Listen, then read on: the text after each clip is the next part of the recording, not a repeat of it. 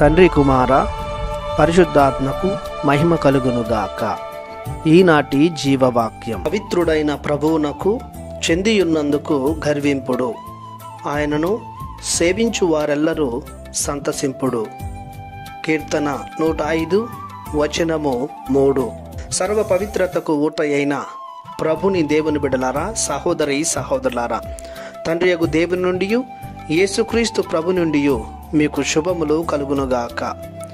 పేతురు మొదటి లేఖ 4వ అధ్యాయము 10-11 వచనాల ప్రకారం ప్రభువు ప్రతి ఒక్కరిని పలు రకాలైన దేవుని వరములతో కృపావరాలతో నింపి ఉన్నాడు. కావున వారిని దేవుని గణపరచుటకు మరియు ఇతరుల మేలునకై ఉపయోగింపవలెను. సేవించడం అనగా దేవునిని ఆరాధించడం మరియు దేవుడు చేసిన మేలులకు కృతజ్ఞతలు చెల్లించడం.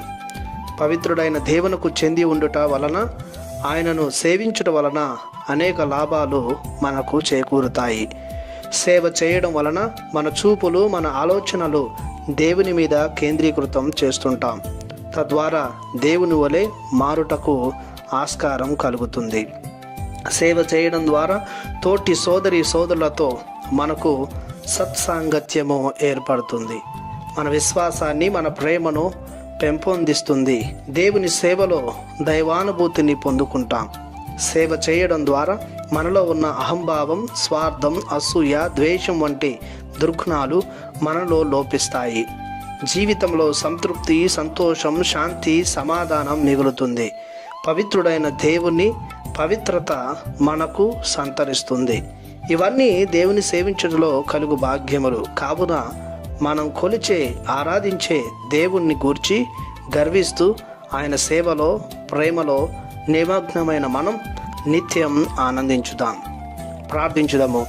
మహాకృపతో నిండిన మా ప్రభువా, మీ అమూల్యమైన ప్రేమకు గాను మీకు వందనాలు చెల్లిస్తున్నాము. సత్యవంతుడవైన దేవుడవైన మీకు చెందినందుకు మేము గర్విస్తున్నాము. సదా మేము ఆరాధిస్తున్నాము. మా దైనందిన జీవితంలో ఎన్ని ఇబ్బందులు, చీకుచింతలు వచ్చినా మిమ్మే అంటిపెట్టుకుని జీవించేలా, గర్వించేలా, మీ పాద సేవలో నిమగ్నమయ్యేలా దీవించమని మీ ప్రియకుమారుడు నజరేయుడగు యేసు నామములో ప్రార్థిస్తున్నాము తండ్రి. ఆమేన్. దేవుడు మిమ్ము దీవించునుగాక. ఆమేన్.